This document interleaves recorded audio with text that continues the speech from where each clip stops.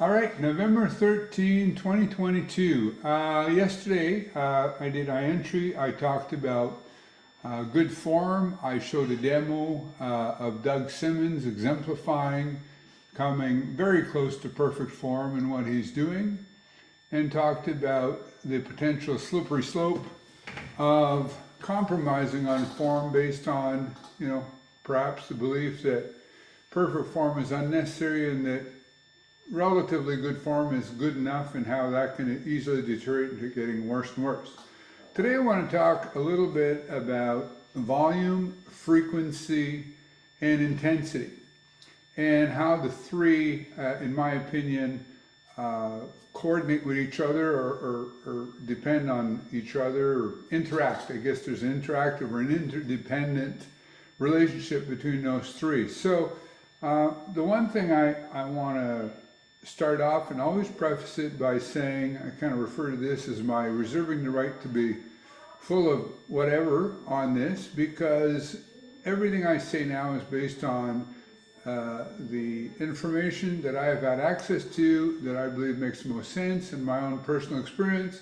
But I try not to hang my hat too tightly or whatnot, because then you get compelled to defend what you have when you are perhaps faced with evidence that's contradictory. And I'm certainly guilty of confirmation bias, but I try to be careful of it as much as I can. So one of the things I talked about yesterday, I talked about what's the purpose of doing exercise, and I talked about fatiguing the muscles beyond a certain point, creating a certain amount of inroad in order to create a stimulus for adaptation. Now, not everybody is going to agree that fatigue or inroad is the key thing, but I think, to me, it makes sense to realize that if you ask yourself, why are you exercising? You are exercising in order to somehow, some way, whether it's inroad or some other mechanism, create a stimulus for positive adaptation. And yesterday I talked about for your muscles to positively adapt, but there's also all sorts of positive adaptations that can come from proper exercise. So either way, if you're exercising, you're trying to make a positive, you're trying to create a stimulus that will stimulate your body to make a desirable, positive adaptation.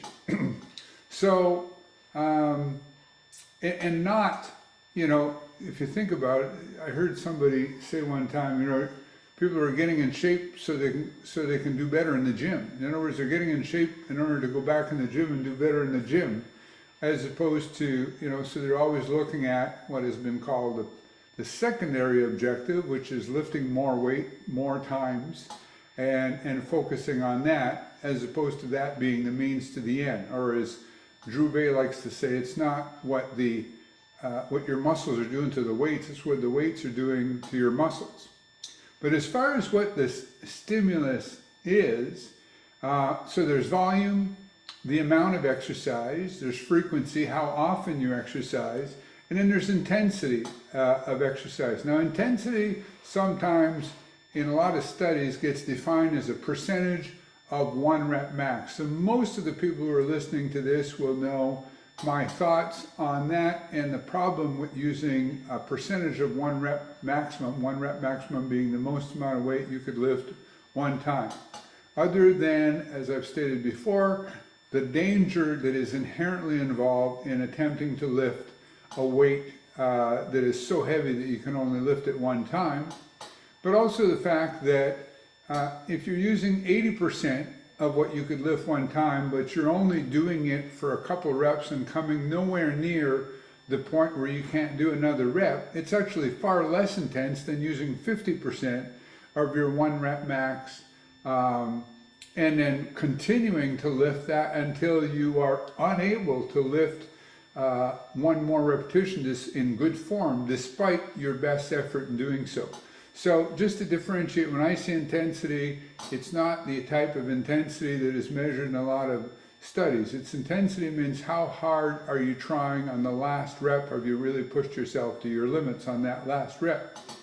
So again, my earlier thinking, it would seem that there has become general agreement that between volume, frequency, and intensity, that if you had to pick one of those factors as being the most important, most people will say these days that there seems to be more and more general agreement than intensity, the amount of effort that you're putting in.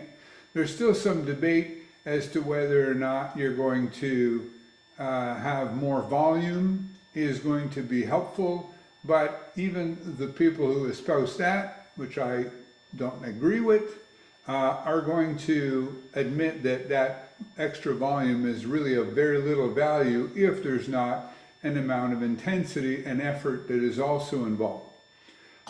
So that seems to be generally agreed on, that intensity. So today what prompted me to talk about this is I had a client who came in. He's had knee surgery and he was looking because he's had pain in his knees for a while, and he had his surgeon look at him. He says everything seems to be fine, but he has been walking when he plays golf. And I assume he's doing that because of, in my opinion, the mistaken belief that walking when he plays golf is going to be better and maybe even strengthen the muscles around his knee that are going to help. But my advice to him, and I'm going to share this with him, would be take a cart.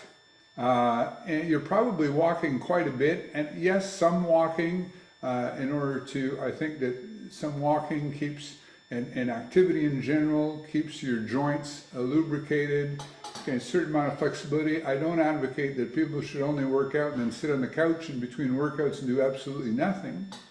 But, you know, he said you're probably walking 5 kilometers, so about 3 miles if you're walking 18 holes. So even if you're not walking, even if you're using the cart, you're probably still walking a kilometer, you're pretty active, you're doing the golf and everything else.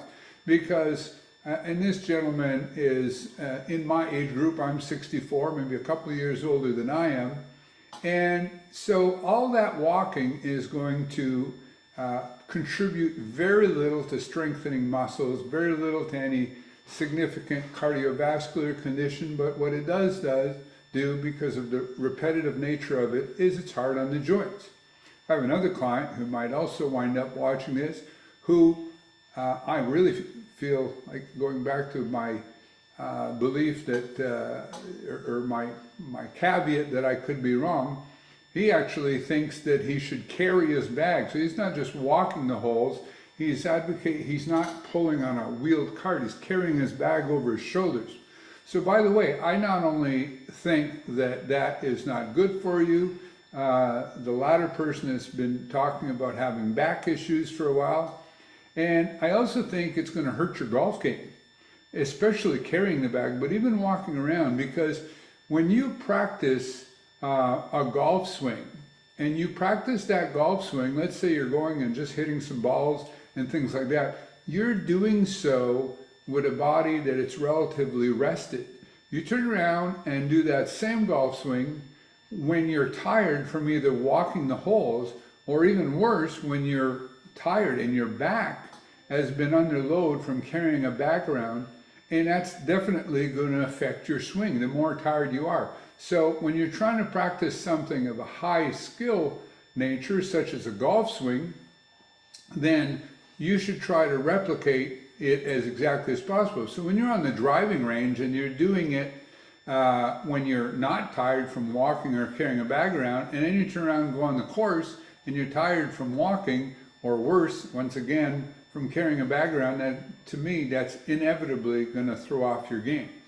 So anyways, going back to the other gentleman, he said, well, we should strengthen your quads. So what basically he was asking about different exercises, and interestingly, last time we started to do leg extensions, we stopped because his knee hurt and he wanted to see the surgeon first.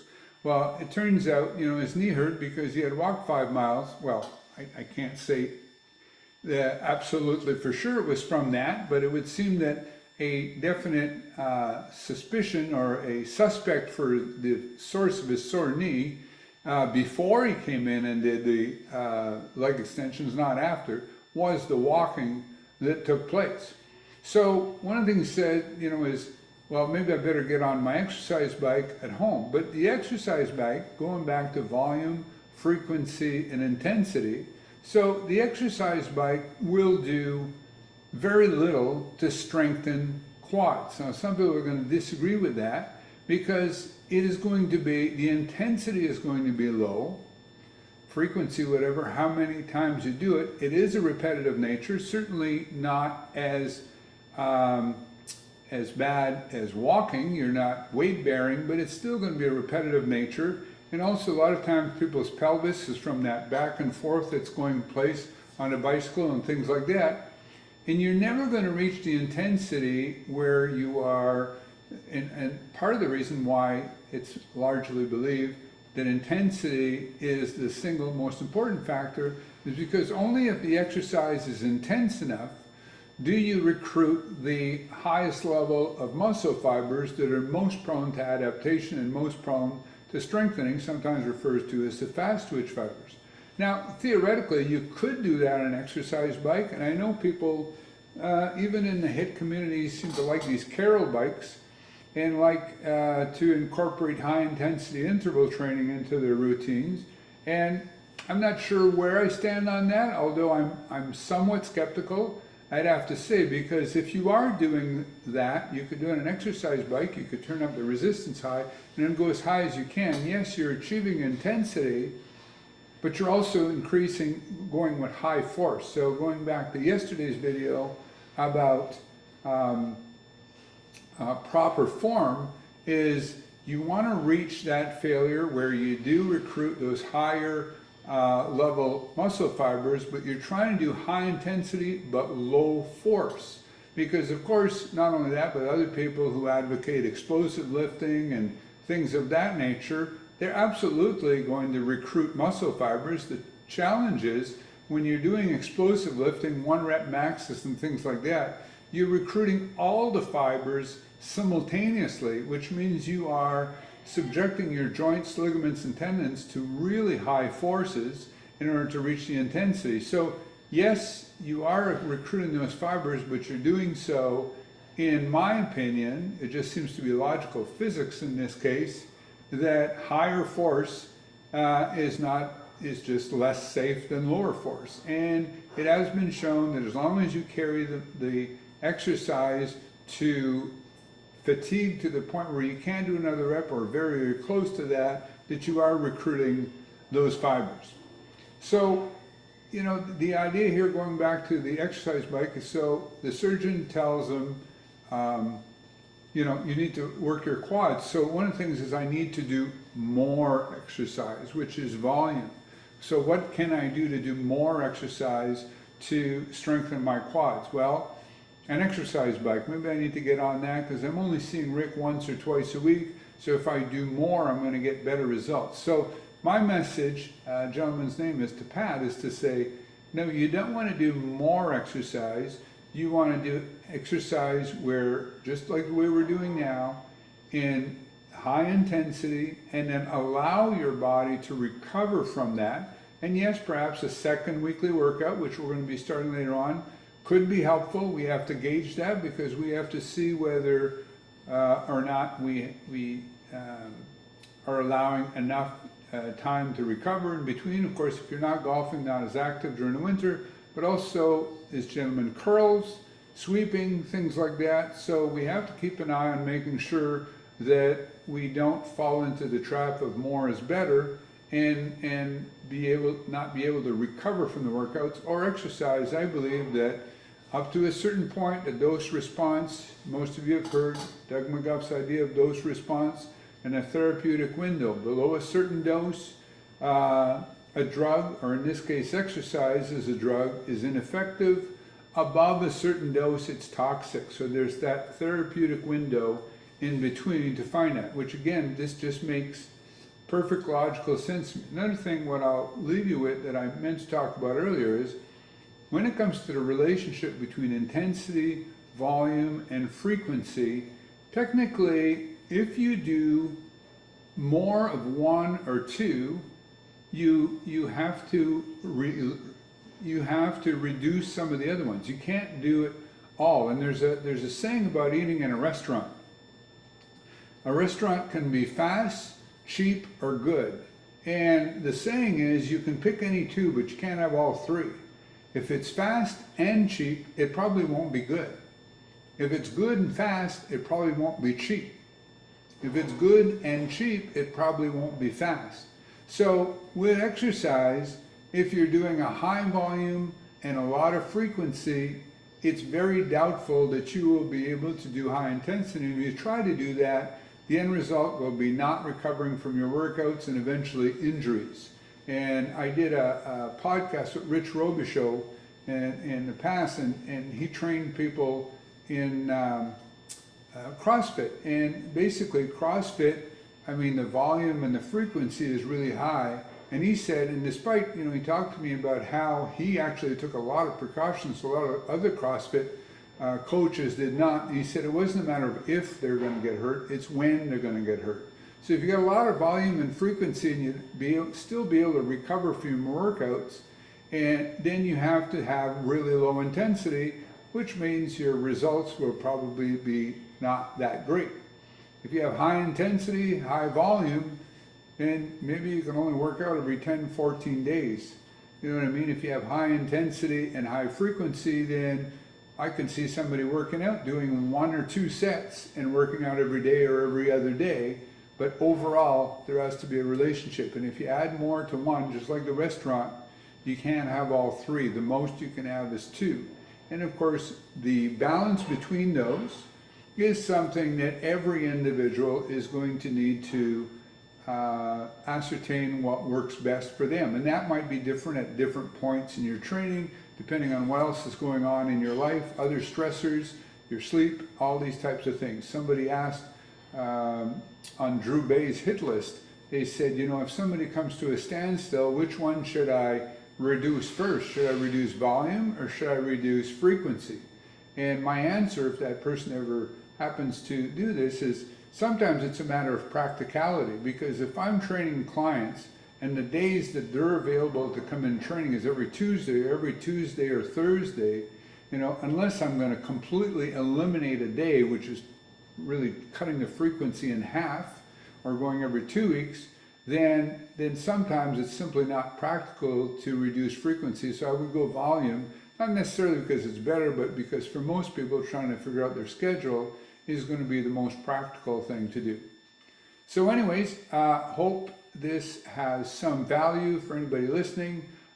Really appreciate subscribing, appreciate sharing, and always open to comments and being challenged and some of the things that I say.